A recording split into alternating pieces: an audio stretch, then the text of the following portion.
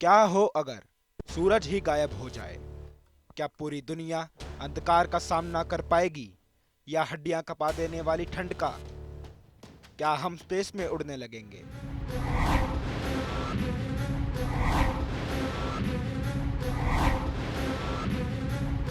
आप देख रहे हैं क्या हो अगर, और आज हम जानेंगे क्या हो अगर सूरज ही गायब हो जाए।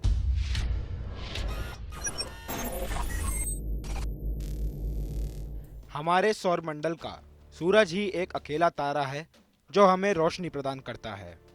अब ये जानने के बाद सवाल उठता है कि क्या हम इसके ना होने पर जिंदा रहेंगे? सच तो ये है कि हमें पहले 8.5 मिनटों में तो पता ही नहीं लगेगा कि सूरज नहीं रहा, क्योंकि इतना ही समय सूरज की रोशनी को लगता है धरती तक पहुंचने में। तो अगर सूरज गायब भी होता है तो रोशनी की आखिरी किरण को हम तक पहुंचने में ही 510 सेकंड लग जाएंगे। पर गुरुत्वाकर्षण बल का क्या? क्योंकि सूरज ही हमारे सौर मंडल के गुरुत्वाकर्षण बल का प्रमुख कारण है, और हम जानते हैं कि हमारे सौर मंडल के 8 ग्रह सूरज का चक्कर लगाते हैं। तो क्या होगा अगर सूरज ही नहीं रहता? क्या हम स्पेस में उड़ने लगेंगे? जवाब है हाँ, लेकिन एकदम से नहीं, क्योंकि गुरुत्वाकर्षण बल की भी अपनी रफ्तार होती है।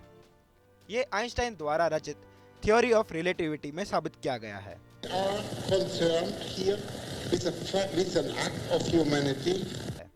कि गुरुत्वाकर्षण बल और लाइट की रफ्तार दोनों ही सेम होती है।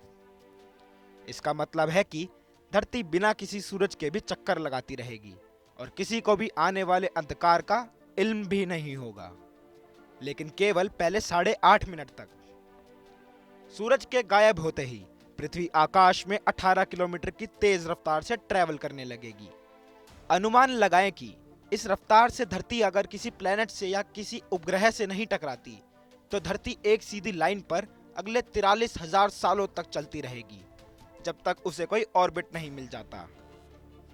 सूरज के गायब होने के 2 सेकंड के अंदर अंदर चांद हमें फिर कभी नहीं दिखेगा।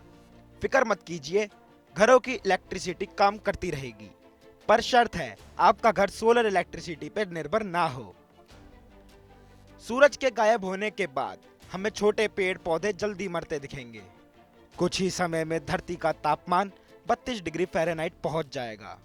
पहले साल के अंत तक तापमान -150 डिग्री तक गिर चुका होगा, और तापमान -400 डिग्री तक गिरता ही रहेगा, जिससे इतनी ठंड लगेगी कि आपकी रूह कांप उठेगी। अधिकतर जानवरों की मौत हो जाएगी, बचेंगे तो केवल नरबख्शी। अगर आप किस्मत वाले हुए और किसी तरह खुद को बचाने में कामयाब हो जाते हैं तो ओशंस का रुख करिएगा, क्योंकि इतने तापमान पे ओशंस भी फ्रीज हो जाएंगे, लेकिन सिर्फ सतह से। शुक्र है जियोथर्मल वेंट्स के वजह से हमारे समुद्रों का पानी जमने से बच जाएगा।